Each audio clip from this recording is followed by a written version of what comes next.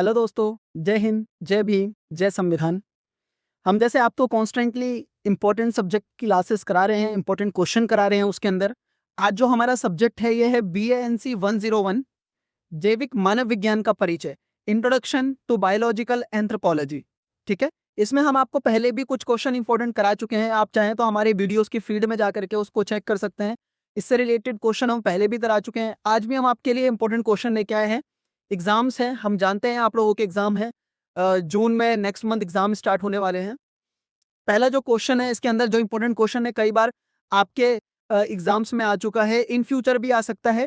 ये क्वेश्चन है जैविक मानव विज्ञान, बायोलॉजिकल एंथ्रोपोलॉजी क्या है। ठीक है, इस क्वेश्चन को हमें समझना है। अभी मानव विज्ञान की वह शाखा जो मानव के जैविक और शारीरिक विकास की उत्पत्ति, अनुवांशिकी, जेनेटिक्स और विभिन्न मानव प्रजातियों के जैविक विविधताओं का अध्ययन करती है, जैविक मानव विज्ञान कहलाती है। ठीक है, जिस अध्ययन में विविधताओं को चेक किया जाता है, जैविक विविधताएं या विभिन्न मानव की प्रजातियों को मतलब कि जिनका अध्ययन किया जाता है, वो क्या कहलाती है? जैविक मानव विज्ञान कहलाती है। ठीक है, इसका दूसरा क्वेश्चन है चार्ल्स डार्विन का प्राकृतिक चयन का सिद्धांत क्या है। ठीक है, डार्विन के अनुसार प्रकृति में जीवित रहने के लिए जीवों के बीच संघर्ष होता है। ठीक है, चार्ल्स डार्विन क्या मानते हैं कि प्रकृति में जीवित रहने के लिए जीवों के बीच क्या होता है? संघर्ष चलता है। जिन जीवों में अनुकूल, फेवरेबल शारीरिक या जैविक लक्षण होते हैं वे जीवित रहते हैं और प्रजनन करते हैं, जबकि प्रतिकूल लक्षण वाले जीव नष्ट हो जाते हैं। इसे योग्यतम की उत्तरजीविता, सर्वाइवल ऑफ द फिटेस्ट भी कहते हैं। ठीक है, सर्वाइवल ऑफ द फिटेस्ट, उत्तरजीविता, ये थोड़ा आप याद रखिएगा, क्योंकि हो सकता है आपके क्वेश्चन पेपर में एग्जामिनर क्वेश्चन इस तरीके से लिख दे कि सर्वाइवल ऑफ द फिटेस्ट या योग्यतम की उत्तरजीविता पे आप मतलब के उस पे आप वो लिखिए, पूरा एक पैराग्राफ लिखिए। ठीक है, या उसको स्पष्ट कीजिए कि भाई वो योग्यतम की उत्तरजीविता को स्पष्ट कीजिए। ठीक है, सर्वाइवल ऑफ द फिटेस्ट को एक्सप्लेन कीजिए। ठीक है, तो ये एक बहुत इंपॉर्टेंट क्वेश्चन है। चार्ल्स डार्विन का क्या मानना है कि जो भी मतलब के प्रकृति होती है, वो प्रकृति क्या करती है? जीवों का चयन करती है, जीवों को चुनती है। अगर वो जीव उस प्राकृतिक मतलब के प्रतिस्पर्धा में अगर जीवित रह पाते हैं तो वो प्रजनन करते हैं और आगे वो कंटिन्यू करते हैं, और जो प्रकृति को एक्सेप्ट नहीं कर पाते हैं, क्या होता है उनका? उन जीवों का अंत हो जाता है। ठीक है, अब इसमें एक और क्वेश्चन है, मानव और प्राइमेट्स, प्राइमेट्स में क्या मुख्य समानताएं क्या है? ठीक है, मानव हम लोग हैं और प्राइमेट्स क्या होते हैं वो हम समझेंगे। ये पहले भी प्राइमेट्स के ऊपर मैं पहले भी क्लास करा चुका हूँ, ऑलरेडी क्लास करा चुका हूँ, और अच्छे से समझना, अंडरस्टैंड करना तो आप उस क्लास में समझ सकते हैं। अभी हम जो आपको ये आंसर करा रहे हैं, ये काफी शॉर्ट आंसर में सिर्फ हम आपको समझाने की कोशिश कर रहे हैं कि ये जो क्वेश्चन है इनके आंसर क्या हो सकते हैं। अगर आपको फुल एक्सप्लेनेशन के साथ आंसर चाहिए इसके, तो हम PDF भी रेडी करेंगे इन इंपॉर्टेंट क्वेश्चन की।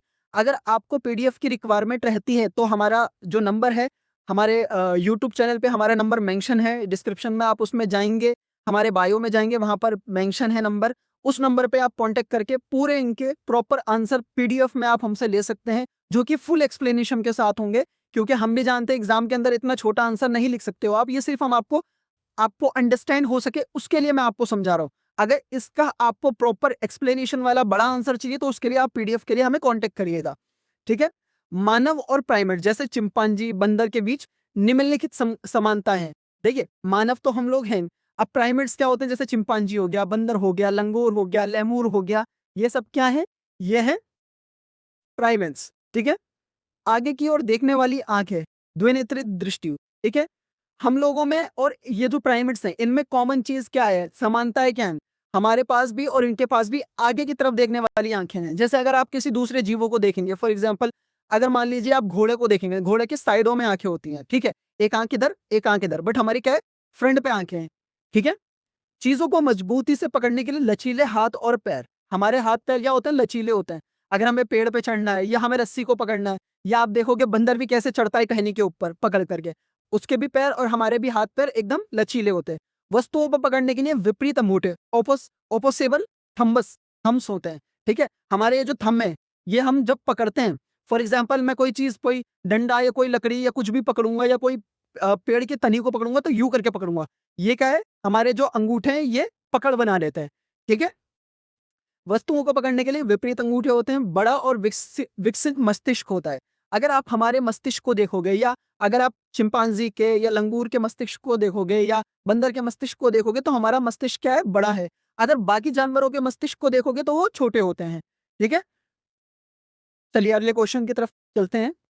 उत्परिवर्तन, म्यूटेशन क्या है और ये मानव विकास में कैसे मदद करता है? जीन या गुणसूत्रों, डीएनए में अचानक होने वाले परिवर्तन को उत्परिवर्तन कहते हैं। ये जीवों में नई विशेषताओं को जन्म देता है, जो प्रजातियों के विकास और अनुकूलन में महत्वपूर्ण भूमिका निभाते हैं।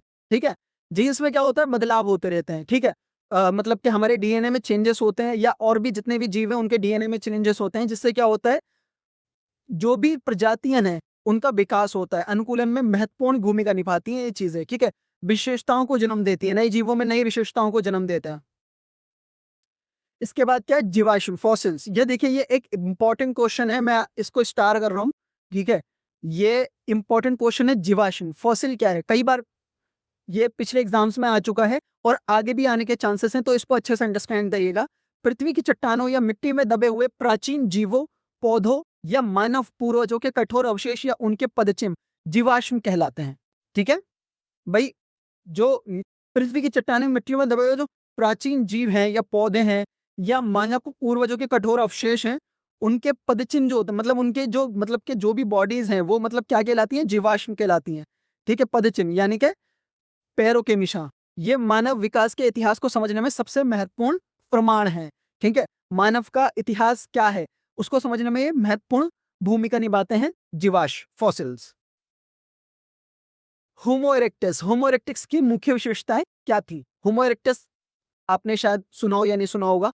ये मतलब कि ये भी पूर्वज हैं हमारे। ठीक है, जैसे मान लीजिए निएंडरथल है, होमो सेपियंस है, होमो इरेक्टस है, रामापिथेकस है। ठीक है, तो इसी तरीके से ये होमो इरेक्टस है। ये सीधे खड़े होकर चलने वाले मानव पूर्वज थे। ठीक है, मानवों के, हमारे इंसानों के पूर्वज थे। इनका मस्तिष्क आधुनिक मानव से छोटा लेकिन ऑस्ट्रेलोपिथेकस से बड़ा था। ठीक है, आज का जो मनुष्य है उसका जो मतलब मस्तिष्क है, हमारा मस्तिष्क तो बड़ा था ये होमो इरेक्टस से, बस बट जो ऑस्ट्रेलोपिथेकस था उससे बड़ा था इनका मस्तिष्क। ये आग जलाना और पत्थर के औजार बनाना जानते थे। ठीक है, इनको मतलब कि आदत आग जलाना भी सीख चुके थे और पत्थर के औजार बनाना भी होमो इरेक्टस सीख चुके थे। ठीक है, अब हम अगले क्वेश्चन पर आ जाते हैं। समष्टि आनुवंशिकी, पॉपुलेशन जेनेटिक्स से आप क्या समझते हैं? देखिए, ये जो क्वेश्चन है ना, मैं आपको एक छोटा सा एग्जांपल देता हूं। समष्टि आनुवंशिकी, पॉपुलेशन जेनेटिक्स से आप क्या समझते हैं? अब ये देखिए, लास्ट में ये चेंज हो गया, इससे आप क्या समझते हैं? फॉर एग्जाम्पल, मैं आपको एक छोटा सा उदाहरण देता हूं। ऐसा भी हो सकता है ये क्वेश्चन आपके क्वेश्चन पेपर में इस तरीके से आ जाए कि समष्टि आनुवंशिकी को स्पष्ट कीजिए, समष्टि आनुवंशिकी का उदाहरण लिखिए, समष्टि आनुवंशिकी से मतलब के आप उस पे मतलब चर्चा कीजिए, या मतलब कोई भी किसी भी तरीके से घुमा फिरा करके एग्जामिनर आपके क्वेश्चन पेपर में इस क्वेश्चन को डाल सकता है। जरूरी नहीं है कि यही लिखा हुआ आएगा लास्ट में से आप क्या समझते हैं, पर आपको यह मालूम होना चाहिए समष्टि आनुवंशिकी, पॉपुलेशन जेनेटिक्स का एक्चुअल में मतलब क्या है। ठीक है, यह आनुवंशिकी वह शाखा है जो किसी विशेष मानव आबादी के भीतर जीन और एली की आवृत्तियों का अध्ययन करती है, और यह देखती है कि प्राकृतिक चयन और आनुवंशिकी भाव से ये कैसे बदलते हैं। ठीक है, मतलब ये एग्जामिन करती है एक तरीके से हमारे जो मानव आबादी है, या विशेष मानव आबादी जो होती है, उसमें क्या है, ये हमारे जीन वगैरह का एक तरीके से अध्ययन करती है। ठीक है, उसको चेक करती है, आनुवंशिकी भाव से कैसे बदलते हैं, ये सब चीजें चेक की जाती हैं।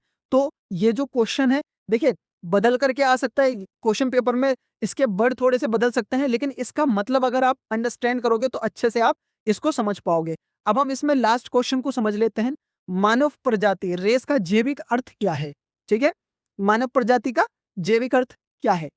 जैविक मानव विज्ञान में प्रजाति का अर्थ किसी समूह के शारीरिक लक्षणों जैसे त्वचा, करल, बालों की बनावट, नाक का आकार से है, जो पीढ़ी दर पीढ़ी वंशानुगत होते हैं। ठीक है, मतलब क्या जैविक अर्थ क्या होता है मानव प्रजाति का? भाई, ये इनके शारीरिक लक्षण जैसे त्वचा, गर्म, बालों की बनावट, नाक का आकार, जो पीढ़ी दर पीढ़ी चलता है। अगर फॉर एग्जाम्पल मैं छोटी सी बात करूं, जैसे मान लीजिए अब किसी के जो दादा थे, उनका त्वचा का रंग बहुत ज़्यादा ब्राइट था, ठीक है? तो उनके जो बेटे होंगे, कहीं न कहीं उनकी स्किन के ऊपर कहीं न कहीं उनके रंग का असर पड़ेगा। वो बिल्कुल मतलब के अपोज़िट तो नहीं हो सकते कि वो बिल्कुल ही व्हाइट थे और वो बेटा बिल्कुल ही डार्क हो जाए। ऐसा हो भी सकता है किसी न किसी कारणवश, लेकिन मोस्टली ऐसा नहीं होता है। अगर बहुत ज़्यादा गोरे तो नॉर्मल गोरा होगा उसका बेटा, अगर मान लीजिए नॉर्मल गोरा नहीं है तो थोड़ा और अच्छा गोरा होगा। लेकिन वो पीढ़ी दर पीढ़ी वो जो एक तरीके से उनके अंदर जो जीन है, जो उनके अंदर जो मतलब के जो नेचुरल चीज़ है, वो नेचुरल चीज़ पीढ़ी दर पीढ़ी चलती रहती है, ठीक है? अगर आँखों का रंग भूरा है, आप देखना किसी परिवार के अगर माता या पिता में से किसी का एक का आँखों का रंग भूरा है, तो बच्चों का रंग उसी तरीके से होता है। बच्चों का रंग भी कहीं न कहीं भूरा होगा ही होगा, ठीक है? बहुत ज़्यादा मतलब कि बिल्कुल एकदम ब्लैक नहीं होगा, थोड़ा बहुत तो ब्राउन होगा ही होगा। तो ये क्या होता है, ये चीज़ें पीढ़ी दर पीढ़ी चलती हैं, ठीक है? तो ये हमने आपको इम्पोर्टेंट क्वेश्चन कराए हैं बीएनसी 101 के। मैं उम्मीद करता हूँ ये क्लास आपके लिए सहायक रहेगी। इन क्वेश्चन को अच्छे से बार-बार आप रिवाइंड करके क्लास को देखिएगा और आप हमारी क्लास से और आप हमसे जुड़े रहिए। आप हमारे पेज को फॉलो कर दीजिए प्लीज़, ताकि आपको हम फ्यूचर में भी क्लासेस दे सकें। इस क्लास की अगर पीडीएफ आपको चाहिए, तो पीडीएफ के लिए आप हमारे व्हाट्सएप नंबर पे हमसे कॉन्टैक्ट कर सकते हैं। हमारा व्हाट्सएप नंबर यूट्यूब का हमारा जो चैनल है, उसमें मेंशन है हमारा व्हाट्सएप नंबर। आप उसके लिए हमारे बायो में चेक कर सकते हैं, नंबर मेंशन है। अगर इस क्लास की पीडीएफ चाहिए तो आप हमें व्हाट्सएप पे मैसेज कर दीजिए। और अगर प्रॉपर एक्सप्लेनेशन के साथ भी आपको क्वेश्चन आंसर चाहिए, ये इन क्वेश्चंस के आंसर चाहिए आपको अगर, तो उसके लिए भी आप हमें कॉन्टैक्ट कर सकते हैं, हम आपको पीडीएफ प्रोवाइड करेंगे। तो मैं उम्मीद करता हूँ ये क्लास आपके लिए बेटर रहे, आप हमसे कनेक्ट रहें और आगे भी आप हमारी क्लासेस को देखते रहें। Thank you so much.